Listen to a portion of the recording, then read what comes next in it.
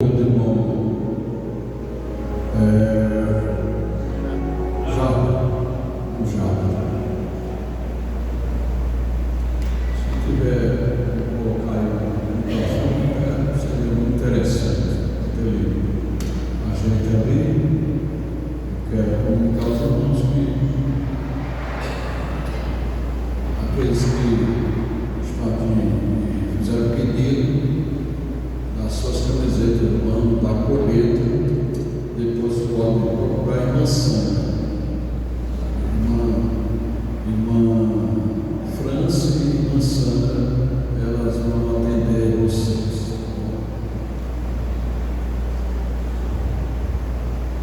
Saúde a todos com a paz do Senhor.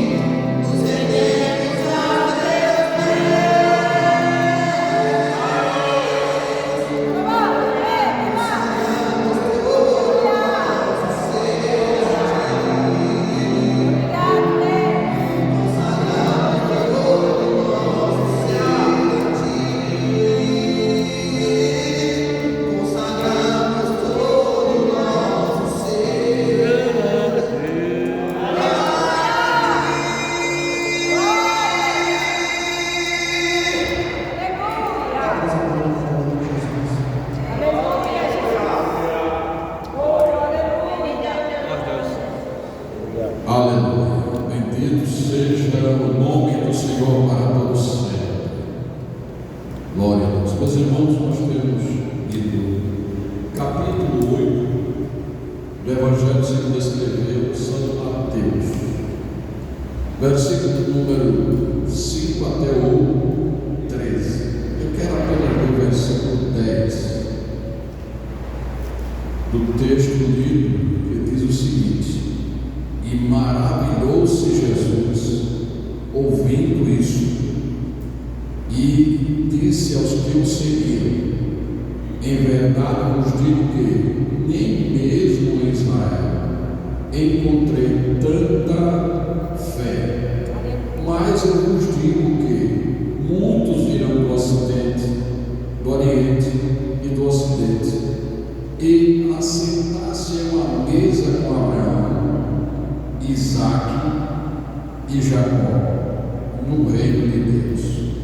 E os filhos do reino serão lançados nas trevas exteriores. Ali haverá pranto e ranger de dentes. Então disse Jesus ao centurião: vai, e como creste te seja feito. E naquela mesma hora o seu criado salvo. Amém? Nós estamos numa breve reflexão sobre o Evangelho segundo escreveu Mateus, e hoje nós vamos falar a respeito do centurião, ou do criado do centurião. E vamos basear no texto que Jesus disse, ou melhor, que Mateus escreveu, quando Jesus disse: e maravilhados, no caso Mateus escrevendo, e maravilhando-se disse, ficou maravilhado e disse que nem mesmo Israel encontrou tanta fé. Então vamos falar sobre isso. A fé que leva Jesus, ou deixa Jesus maravilhar. Aleluia.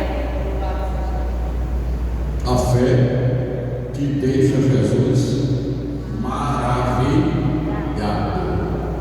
Quando uma coisa deixa Jesus maravilhado, é porque não é uma coisa comum, é algo que está acima do normal, acima do que se vê comumente, né? Então é sobre isso que nós vamos falar. O texto começa dizendo que Jesus tinha descido do monte, tinha deixado já, tinha terminado o sermão do monte.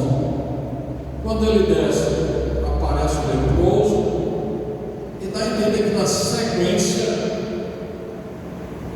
chega o centurião. Na verdade, ele não veio pessoalmente, ele enviou representantes dos judeus da sinagoga. Porém, isso não modifica em nada o texto, porque quando alguém era enviado especialmente por uma pessoa, era recebido como fosse a própria pessoa. Então, se for lá em Lucas capítulo 7, versículo 1 a 10, que é exatamente um texto paralelo desse texto que li, certo? Então, o centurião mandou para a comitiva de autoridade lá da sinagoga, né, para pedir a Jesus que curasse o seu servo, porque ele era paralítico, estava muito atormentado, certamente, muita dor, estava gritando, estava à beira da morte. E quando Jesus consegue, no meio do caminho, o centurião manda uma comitiva de amigos, diz: olha, diga a Jesus que não precisa ele vir até aqui na minha casa, pois eu não sou digno de receber debaixo do meu telhado. Eu me acho digno, mas basta tão somente uma palavra e o meu criado, ele vai ficar curado. Louvado seja o nome do Senhor para todos sempre. Então,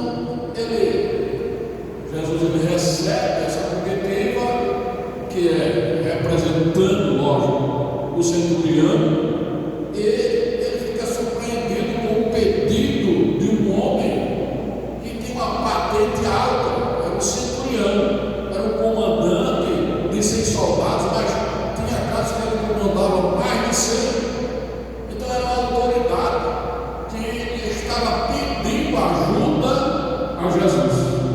E essa autoridade não era uma autoridade religiosa, não era uma autoridade dos judeus, era um centurião, um gentio, que não era descendente dos judeus, mas reconhecia em Jesus que ele tinha a autoridade espiritual. Louvado seja o nome do Senhor. Aleluia. Glória a Deus. Os centuriões na Bíblia têm sempre um destaque. Não sei se vocês já notaram. Esse aqui é um destaque, é até uma coisa que é uma fé excelente, né? O outro centurião é aquele que estava lá, que foi escalado, vamos dizer assim, foi autorizado a colocar os seus soldados para garantir que Jesus fosse crucificado e não houvesse tumulto. Aquele centurião, diz as Escrituras, que ele, depois que viu Jesus expirar, dar um brado, e logicamente notou que houve algo diferente, que aquele prisioneiro não era qualquer, ele bradou, bateu nos peitos e disse: verdadeiramente esse homem era o Filho de Deus. Um centurião, não foi um judeu. Esse centurião também aqui chama a atenção de Jesus pela sua fé. Cornélio foi o primeiro centurião a ingressar na igreja. Você pode dizer: não, pastor, ele tem paciência, tá? Ele não foi o primeiro, não foi. O primeiro a integrar-se à igreja foi Cornélio. Depois da igreja inaugurada como igreja, né, foi Cornélio. Ele foi integrado à igreja, falando centurião. O primeiro centurião foi integrado à igreja. Na Bíblia, apesar de ser uma autoridade romana, ser gentil, não ser descendente judeu, mas tem um destaque na Bíblia. Eram homens que eram tementes a Deus, eram soldados, tinham muitos soldados, e outros centuriões também, que eram muito malvados, eram realmente homens que não perdoavam de maneira nenhuma na hora que ia aplacar ou acalmar um tumulto. Mas esses que estão citados na Bíblia, eles tinham temor de Deus. Louvado seja o nome do Senhor para todo o sempre. Então era uma autoridade, era um oficial romano, ele representava Roma, ele estava ali para cumprir as ordens enviadas pelo imperador. Louvado seja o nome do Senhor. Esse texto também tem um propósito de mostrar que a salvação ela é universal. Esse centurião não foi rejeitado por Jesus, Cornélio não foi rejeitado também. Enfim, Jesus estava mostrando já desde cedo que não era só os judeus que tinham acesso ao reino dos céus. Aleluia. Ele vinha, como disse o apóstolo Paulo, formar um novo povo, formado de judeus e gentios. Esse novo povo nem é judeu e nem é gentil, é a igreja do Senhor. Bendito seja o nome de Jesus. Por isso, nós precisamos observar algumas coisas que às vezes se coloca na igreja a Arca da Aliança. Parece uma coisa inocente, mas se a igreja tem a Arca da Aliança, o que está indicando isso? O que está indicando? Se tem na igreja uma Arca da Aliança, mesmo que seja só um modelo, uma cultura, a Arca da Aliança representa a presença de Deus, né? E ninguém tinha acesso a ela sem passar pelo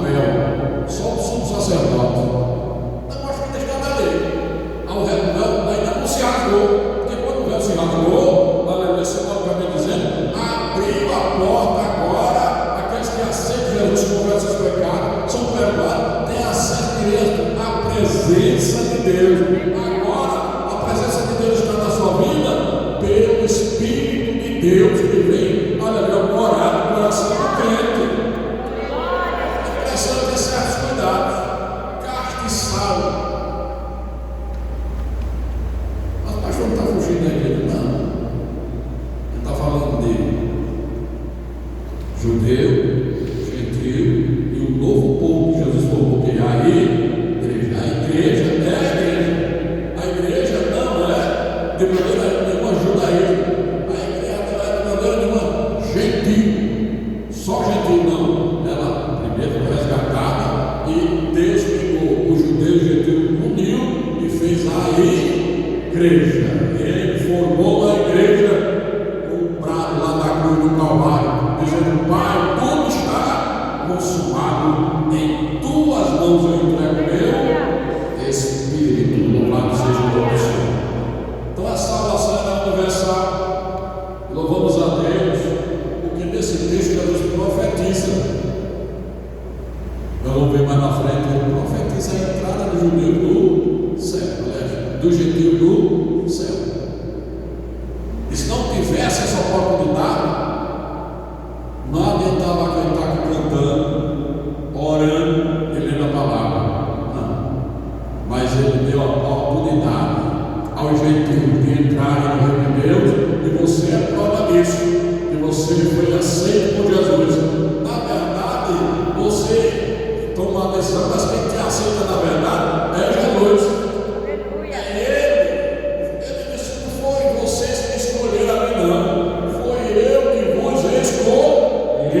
Louvado seja o nome do Senhor.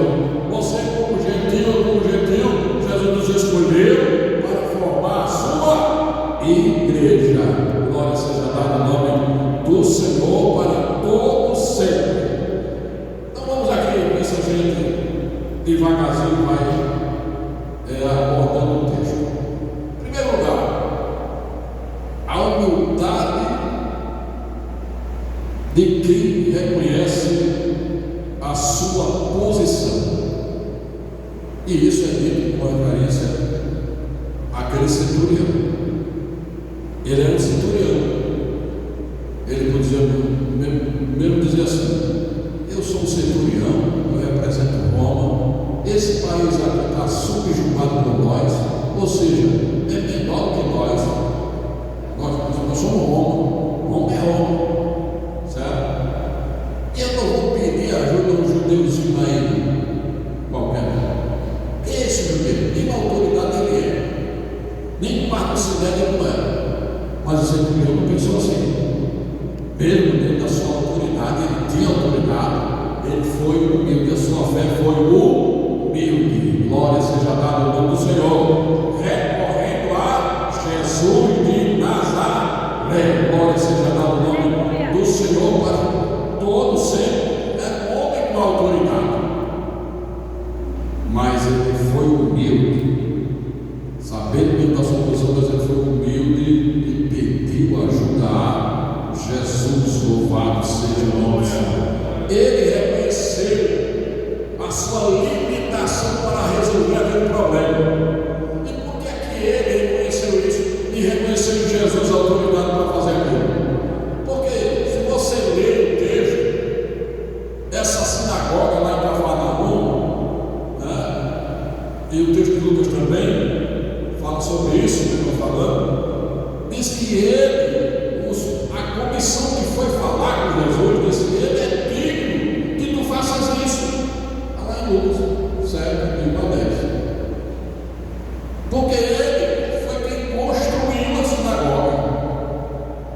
E essa sinagoga, Jesus tinha entrado nela lá, que foi Cafarnaum, foi aquele episódio que Jesus começou a pregar, e o povo começou a ouvir, disse que ele falava com quem tem autoridade.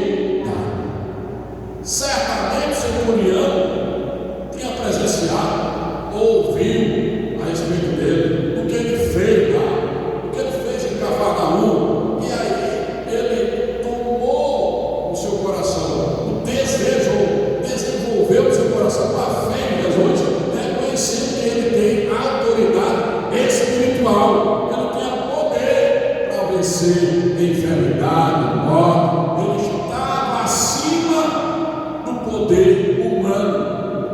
O militar, ele sabia que tinha autoridade e tinha voz humana, mas para os homens, mas quando se tratava de uma coisa como enfermidade, outra coisa que estava fora do limite dele, ele reconhecia que essa autoridade estava em Jesus Jesus Cristo, o Filho de Deus. Louvado seja o nome do Senhor. Mas outra coisa que chama a atenção aqui é o caráter compassivo desse centurião. Normalmente, né, um capitão, um comandante, a gente chama, o pessoal do quartel chama, né? Fulano é Caxias, é duro.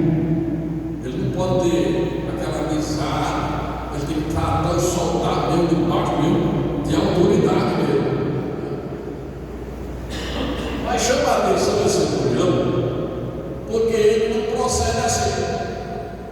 Ele tem um cérebro, certamente um soldado daqueles reais, que está doente. Quem está doente é o centurião, não a mulher dele, não é o filho, é um soldado. Mas ele demonstra uma compaixão tão grande que ele intercede, ele pede a Jesus por esse soldado, por esse servo que está doente, paralítico e muito atormentado. Mas ele se compadeceu. Ele tomou uma atitude envolvendo até as autoridades judaicas. Depois mandou um grupo de amigos para poder dizer a Jesus, que Jesus ficou maravilhado em ouvir. Louvado seja Deus. É um ensinamento profundo que esse centurião dá. Nós precisamos tomar esse conselho. Eu preciso, nós precisamos. Louvado seja o nome do Senhor. A gente quando está com um problema, eu ou você é daquele que quer resolver as coisas sozinho, ou você é daquele ou daquela que procura ajuda? É muito bom procurar ajuda de alguém que pode solucionar o problema. E o centurião sabia que Jesus podia resolver o problema. Ele não podia, mas sabia que Jesus podia resolver o problema. Por isso ele pediu ajuda. Tem problema, irmãos, que ele não pode levar sozinho, não. Não pode carregar um fardo pesado demais sozinho, não. Agora, o grande problema hoje é esse. A quem você vai compartilhar o seu problema? A quem você vai pedir ajuda? Deve pedir primeiro ajuda a alguém que você acha que realmente é da sua absoluta confiança. Deve pedir ajuda a alguém que você sabe que vai verdadeiramente lhe ajudar. Foi o que o centurião fez. Ele tinha confiança em Jesus. Ele sabia que Jesus podia ajudar. Por isso ele pediu socorro. Glória seja dada ao nome do Senhor para todos sempre. Aleluia. A segunda parte desse texto nos ensina que esse centurião tem a compreensão da autoridade espiritual de Jesus. Ele não vê Jesus como os líderes judeus viam. Não, ele vê diferente. Ele não tinha nenhum medo de ser censurado. Não. Os judeus, o líder tinha medo de ser censurado. Você está se alinhando com uma pessoa que ele não se entrosa muito com a gente aqui, mas ele não tem essa dificuldade, porque ele era que o gentil romano. O judeu não podia censurar ele. Não podia dizer, você não pode fazer isso. Ao contrário, era quem dizia, você não pode fazer isso. Ele tem autoridade para isso. Sabe? A não ser dentro da lei judaica, aquilo que pertencia realmente ao judaísmo, mas ele não podia ser censurado. Ele não podia dizer, os líderes judeus não podiam chegar no nosso centurião e dizer, olha, você está sendo contrário à nossa lei. Não, ele não tinha nenhuma obrigação de guardar lei nenhuma. Para o judeu não. Ao contrário, o judeu que tinha que guardar as ordens da lei, Roma. Então ele não tinha, estava livre. Então ele podia se expressar a sua fé, ele podia pedir, ele podia pedir socorro, confiar, depositar confiança. E mesmo sendo da autoridade, ele entendeu o seu limite e foi humilde e pediu ajuda a Jesus. Compreensão da doutrina do poder espiritual que havia em Jesus. Louvado seja o nome de Jesus para todos sempre. É nessa necessário que nós possamos reconhecer o poder da palavra de Jesus. É quando ele manda uma comitiva de amigos, diga a ele que não precisa vir aqui. Não precisa. Por que não precisa? Porque eu entendo bem que é voz de comando. Eu sou cia, que é a palavra grega para autoridade, para voz de comando. Ele entendia que Jesus tinha voz de comando sobre o mundo espiritual, mas ele não tinha. Ele tinha voz de comando para o mundo militar, uma autoridade humana, mas voz de comando para os exércitos espirituais, aquele que Paulo falou que nós não temos que lutar nem contra a carne nem contra o sangue. Ele não tinha autoridade sobre aquilo ali, para fora do alcance dele. De maneira nenhuma ele tinha autoridade para isso, mas reconhecia que Jesus poderia dominar, aleluia, o mundo espiritual. A sua autoridade espiritual era suficiente para resolver aquele problema. Glória seja dada ao nome de Jesus para todos. E quando a gente reconhece isso, essa fé que reconhece a autoridade de Jesus sobre o mundo espiritual, não precisa Jesus estar presente. Por isso que ele manda dizer a Jesus: não precisa vir aqui. Só basta uma palavra de comando daí. Só basta uma voz de comando, de autoridade daí do seu estado, que eu creio que o meu criado vai curar. Vai curar a pessoa. Se fosse outro camarada vaidoso, ele disse: não, eu quero que esse homem chegue aqui na minha casa. Eu quero que ele venha aqui. Ele é muito conhecido por ele falar. Vai ser um prazer para mim ter ele na minha casa. Mas não, eu não sou digno. Eu não sou digno. Que ele, debaixo do meu telhado, basta apenas uma voz de comando. Ele dizer que lá, que o meu criado foi curado, e eu creio que ele vai ficar curado. Não pode ser o nome do Senhor. Aleluia. Glória seja dada o nome de Jesus. Bendito seja o nome do Senhor. Quando a gente chega nesse patamar de fé, não pede sinal. É proibido pedir sinal? É proibido pedir uma prova, fazer uma prova com Deus para acontecer? Não é. Mas o Senhor disse a gente que quando a pessoa confia nesse comando espiritual, essa autoridade espiritual que Jesus tem, não precisa pedir nenhum sinal. Me dê um sinal que ele vai ficar curado. Faça com que agora escureça. Aí começa a pedir coisas. Isso mostra que a fé da gente ainda não está firme. Ele não está confiando verdadeiramente. Louvado seja o nome do Senhor. Mas o centurião, ele simplesmente confiou, depositou em Jesus a sua fé. Aleluia! Ele viu o resultado. Louvado seja o nome de Jesus. A fé que deixa Jesus maravilhado.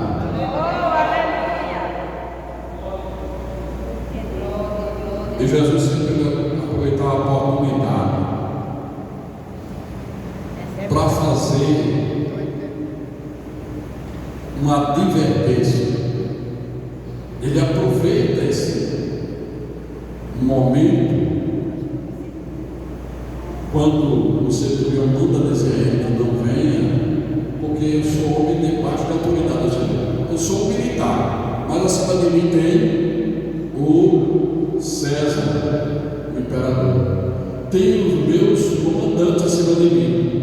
E quando ele manda dar uma ordem, ele tem como certo que ordem dada é uma palavra que tem no meio militar.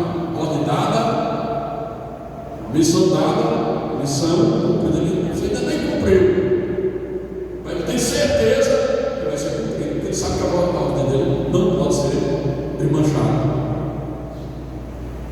E eu tenho também pessoas sob a minha autoridade. Ele vai para cá, vai fazer isso, ele vai. Vem para cá, vem. Faz isso, ele faz. E só basta dar uma voz de comando e ele cumpre ao pé da risca o que eu digo. Eu entendo que é autoridade, eu entendo que ele dá voz de comando, eu sei que ele tem autoridade sobre alguma coisa. E o Senhor está dizendo: eu reconheço isso em ti, muito além de mim.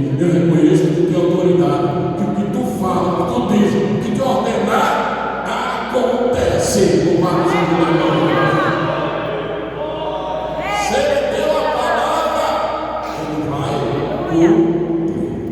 Se ele falou, pode ser até o mal, tem que obedecer. Pode ser o vento, obedece. Aleluia. Porque obedece a voz de comando. E Jesus aproveitou esse momento e ficou maravilhado. Disse: eu não vi nem em Israel tanta fé. Eu não sei que tamanho da fé que Jesus estava dizendo. Porque a grande mostarda, isso, sai do mundo daqui, vai para o mar, isso acontece. Mas Jesus aproveitou a oportunidade para dar uma advertência ao povo judeu, e principalmente aos líderes. E essa advertência também é para nós, hoje. Só na verdade, virando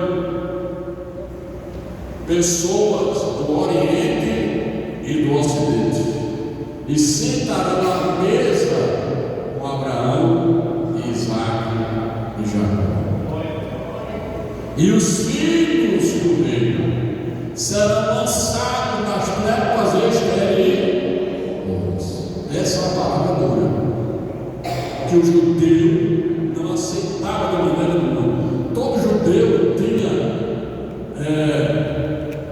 assim, a arrogância de dizer: eu sou descendente de Abraão, eu sou herdeiro da promessa, eu vou participar da grande festa lá no céu. Porque os judeus também ensinavam que os judeus iam se reunir um dia no reino de Deus com Abraão, Isaac e Jacó. Ia ser uma grande festa. Aleluia, louvado seja o nome do Senhor. E é verdade, mas ele achava que esse direito era coisa natural. Eu não queria passar pela experiência espiritual, não queria passar como Jesus disse a Nicodemo, não queria nascer de novo. Aí Jesus deu uma advertência muito severa. Disse: olha, vai ficar nas trevas, haverá choro e ranger de dentes. Era o que acontecia quando o rei convidava as pessoas, que o indivíduo se atrasava, tinha um horário certo. Eu gosto de lembrar isso aqui. Às vezes nós, brasileiros, principalmente, quando que hora vai sair? De 7 horas, nunca sai de 7. Que hora começa o culto? A hora. Uns vêm a hora, mas o judeu é mais rígido do que os britânicos. Se os britânicos são rígidos com horário, os judeus eram mais ainda, porque ele não tinha piedade. Chegou o horário da festa, fechou as portas, podia ser um convidado que fosse, ele ficava do lado de fora. É bom lembrar que lá no Oriente, de dia o calor é intenso, mas de noite a temperatura cai bruscamente. O indivíduo ficava lá de fora, com frio, doendo de frio, da dor. Eu senti já um dor bastante do frio, vocês já sentiram, irmãos? Eu fui para o sul, Rio Grande do Sul, de noite, parecia que uma gilete estava cortando todas as minhas articulações. Era dor fina, que eu não aguentava não. E ranger de dente, que a dor faz a gente ranger de dente. E Jesus, com sua expressão perseverante é essa: lá o seu bicho não morre, e no fogo se apaga. Porque é a consciência. Irmãos, depois da morte, a nossa consciência vai ser mais ativada do que ela é hoje. E quando a pessoa não morre com Cristo, seguro com ele, lá no dia do julgamento, principalmente, ou depois da morte, já começa esse tormento. Antes do julgamento é o pré. Não é que vai ter um verme no seu espírito, nem um corpo que você vai receber, porque todos vão ressuscitar. Uns para a glória eterna, e outros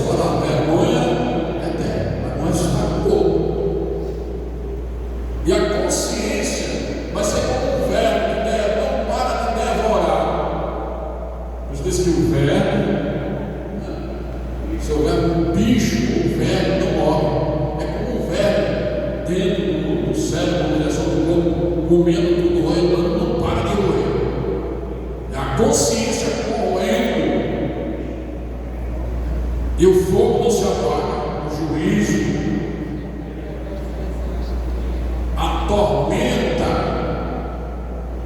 que vai deixar a pessoa desassossegada. Jesus não poupou palavra com isso. E por que ele disse isso? Porque os judeus, eles não queriam se converter a Jesus, queriam viver na mesma vida.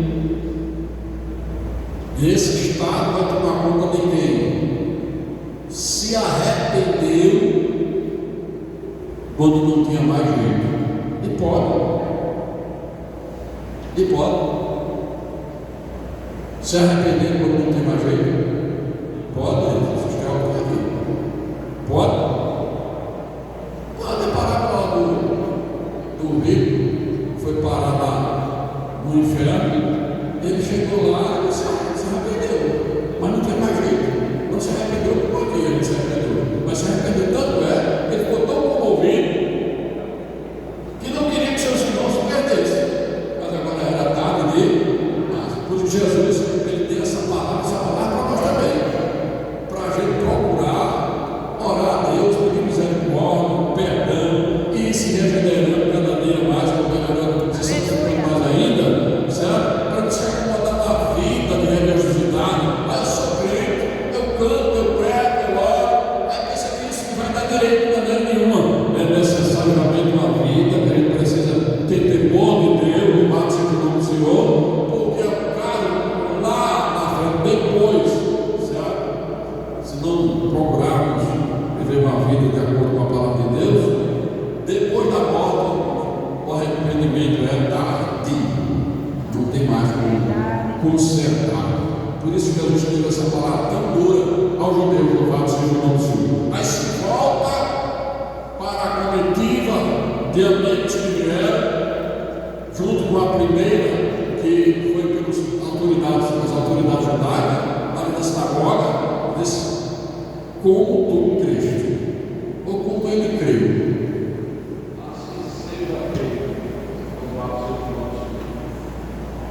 Aleluia.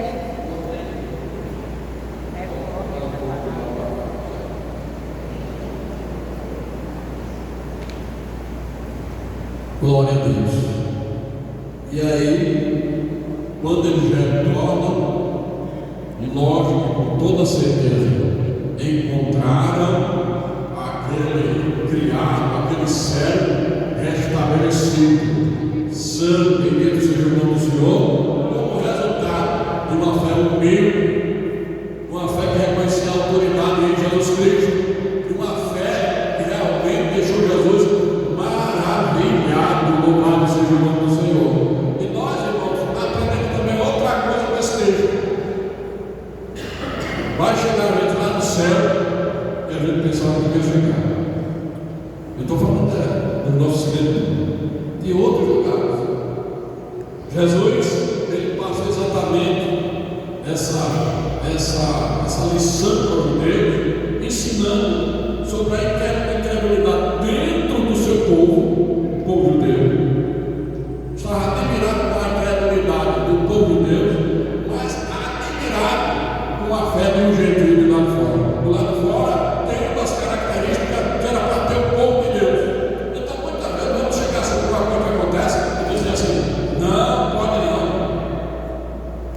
Não pode não, porque não é fora dos padrões. Não é padrão isso também. Mas vai ter. Nós encontramos também uma mulher assim feliz. Pega Jesus, recebe. Reconhece, se humilha. Nem todo judeu se humilharia daquela maneira. Recebe. Eu não estou dizendo que todo mundo aí fora, entendam bem, vai receber esse elogio que Jesus disse. Agora tem gente lá que tem mais fé do que a gente. Dê a mão para lá, tá. Se você achar essa heresia, tem gente lá fora que a fé dele vai além da fé comum que a gente tem em Jesus. Nós temos fé em Jesus, temos, mas tem gente lá fora também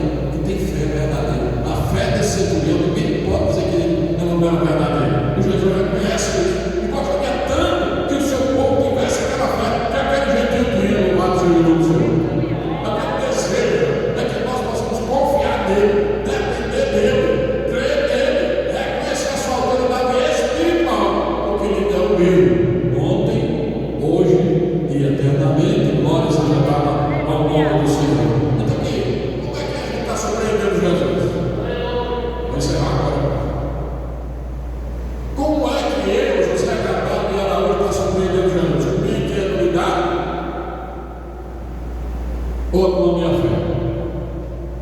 E essa é a reflexão para vocês também. Cada um sabe. Cada um entende. E eu tenho certeza que todos nós queremos surpreender a Jesus com uma fé maravilhosa. Louvado seja o nome do Senhor. Uma fé que vence montanha, uma fé que vence a tentação, uma fé que realmente passa por cima do bravio dessa vida que nós estamos passando. Uma fé que conduz o nosso caminho da nossa vida na direção correta para o céu. Uma fé, aleluia, que tem resultado e que vai chegar e participar do louvado seja o nome do Senhor. Daquele grande banquete lá no céu. Com Abraão, pai da fé, com Isaac, com Jacó, com os profetas, louvado seja o nome do Senhor, com os apóstolos, com os pastores, com o ministério, com a igreja, todos juntos, na alegria, no gozo, na felicidade de participar, aleluia, da grande ceia. Glória seja dada ao Senhor. O grande banquete de Jesus, aleluia, ele já preparou. Aleluia, já preparou treinamento dele já está pronto. Glória seja dada ao nome de Jesus. Eu tenho certeza que nós, em nome de Jesus, debaixo do sangue do Cordeiro de Deus, estaremos lá participando. Glória seja dada